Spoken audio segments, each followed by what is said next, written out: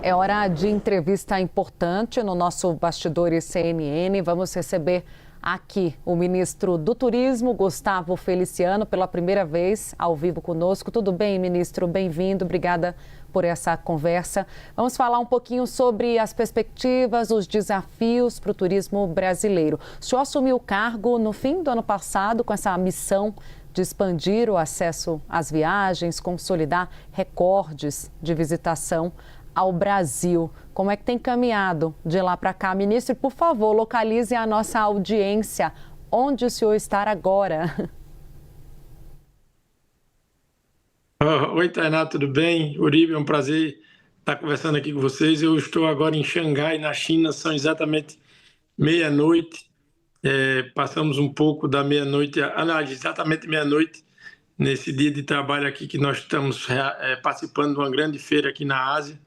Mas como você perguntou agora, Tainá, eu assumi o cargo no final do ano passado e o ano de 2025 realmente foi um ano extraordinário para o turismo brasileiro. E começamos 2026, os primeiros meses, também nesse mesmo sentido, batendo recorde atrás de recordes. No primeiro trimestre, batemos recorde de turistas estrangeiros no nosso país. E hoje tem no primeiro quadrimestre também, contando com abril, recorde de turistas domésticos, passageiros domésticos no nosso país. E hoje também batemos recorde na atração de gastos estrangeiros. 20 bilhões de reais já foram gastos por estrangeiros aqui no nosso país no primeiro quadrimestre de 2026. O turismo, que é uma ferramenta social, né, que gera emprego, renda e principalmente dignidade às pessoas, que conseguem dar uma opção de vida melhor para a sua família. Então, essa força que emprega tanto no nosso país está sendo conduzida muito bem nesses anos do governo do presidente Lula. Ministro, tem uma grande preocupação do querosene da aviação diante desse cenário do Estreito de Hormuz. Nós tivemos alguns voos domésticos que foram, inclusive, cancelados, a rota foi alterada. Como o senhor tem visto essa perspectiva? Acredita que isso pode afetar a vinda de estrangeiros ao Brasil? Olha, a guerra não foi produzida por nós, né? O presidente Lula sempre diz, a guerra foi produzida e o povo brasileiro não pode pagar essa conta. Obviamente, os reflexos eles acontecem. A gente tem trabalhado para que esses reflexos sejam o mínimo possível. E uma das maneiras que o governo fez uma ação rápida de baixar o PIS e o COFINS do querosene da aviação, também o diesel também para as coisas que rodam na logística do Brasil. A gente tem visto e aguardado esses impactos com a atenção.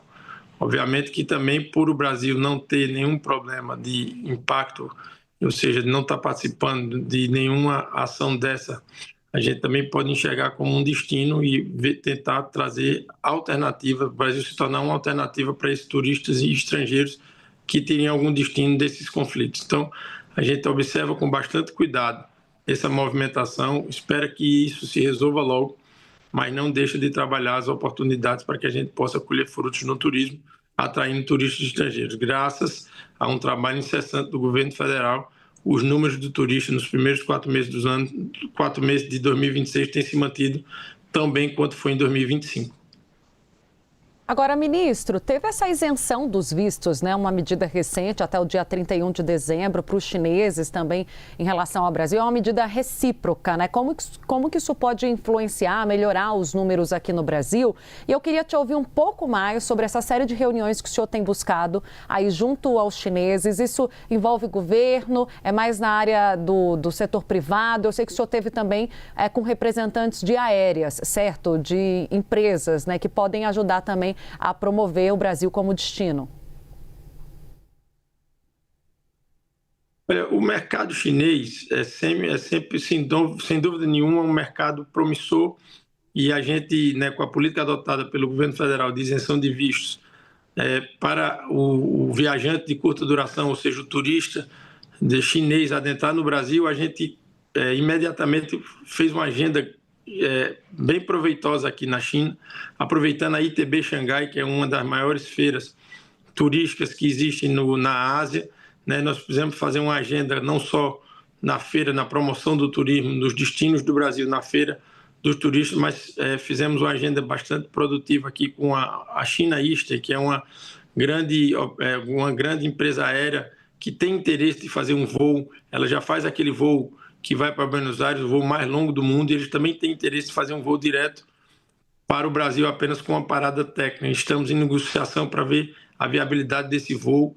Nós nos reunimos também com uma empresa estatal aqui muito grande, de operador de turismo, né, que detém mais de 70% do mercado chinês. Então, as ações nossas, além da promoção na própria feira, também foram de promover e de ações para que a gente possa, né, trazer esse turista chinês, que é um mercado muito promissor. De 2024 a 2025, sem a isenção do visto, nós já crescemos 35% no recebimento de turistas chineses. Então, com essa política de isenção do visto dada pelo governo federal, a gente espera que esse número cresça. E um mercado que você tem 1,3 bilhão de pessoas, a gente espera que a gente possa exatamente crescer e atrair esse turista chinês para o nosso país, sendo uma oportunidade assim para que a gente consiga crescer cada vez mais o turismo do Brasil. Muitas vezes os telespectadores não sabem, mas os chineses viajam muito, porque o poder aquisitivo deles cresceu bastante. E eles costumam, né, ministro, focar essas viagens dentro da própria China, que é um país continental como o Brasil, mas focar mais na Europa, principalmente, e não vir para a América do Sul. Então, é realmente um mercado e potencial. Esses dias, por coincidência, ministro, eu estava procurando voos para a Europa e eu observei que a Air China, que é uma empresa chinesa, oferece serviços muito mais baratos do que outras companhias. O senhor acredita que, além desse voo direto do Brasil para a China, que está sendo estudado, há a possibilidade também das aéreas chinesas oferecerem outros voos para o restante do mundo, saindo do Brasil, a preços mais baratos?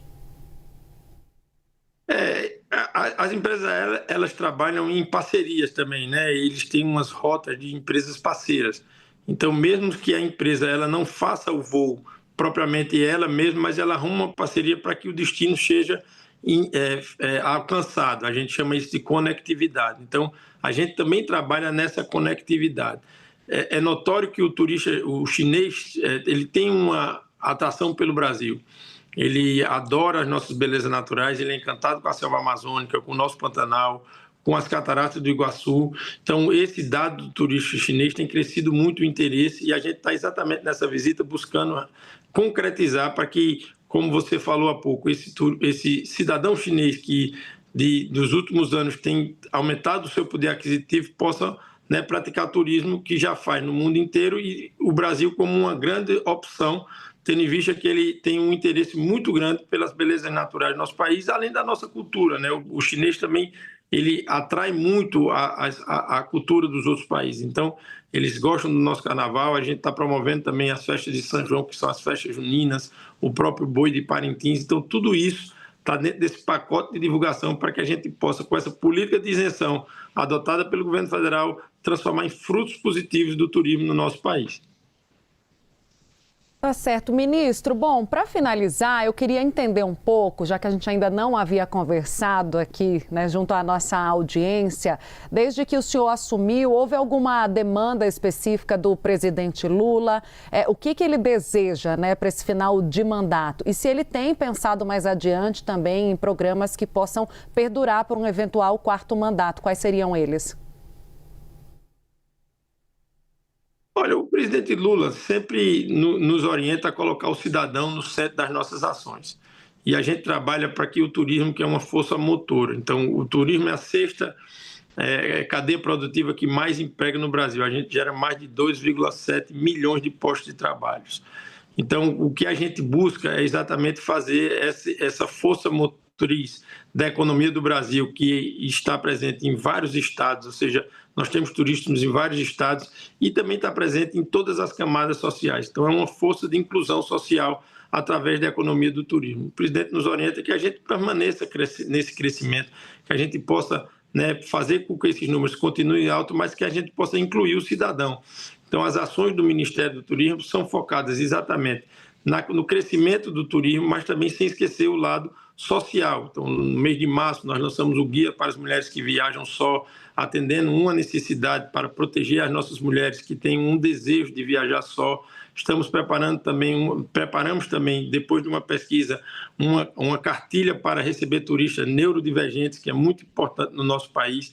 Então, estamos promovendo também ações de qualificação para os turistas quilombolas e as regiões quilombolas que queiram praticar turismo, os povos indígenas que também têm uma capacidade turística também. Nós fazemos oficinas no Ministério e estamos qualificando essas pessoas. Então, o trabalho no nosso Ministério, além de fazer, como eu digo, o setor do turismo girar, a economia do turismo girar, também a inclusão social é muito forte nas nossas ações para que a gente possa fazer, sem sombra de dúvida, um turismo que chegue nos 4 cantos, mas com responsabilidade social. Ministro, muito obrigado pela entrevista. A gente conversou com o ministro do Turismo, Gustavo Feliciano. E boa noite ali na China e bom descanso e que traga dinheiro para o país e mais turistas. O turismo é importante, ele gira o mercado brasileiro, traz dinheiro, melhora a rede hoteleira, muitos trabalhadores informais que vendem comida, oferecem outros serviços, ganham dinheiro também. Então é uma força motriz também da economia brasileira. Obrigado, ministro.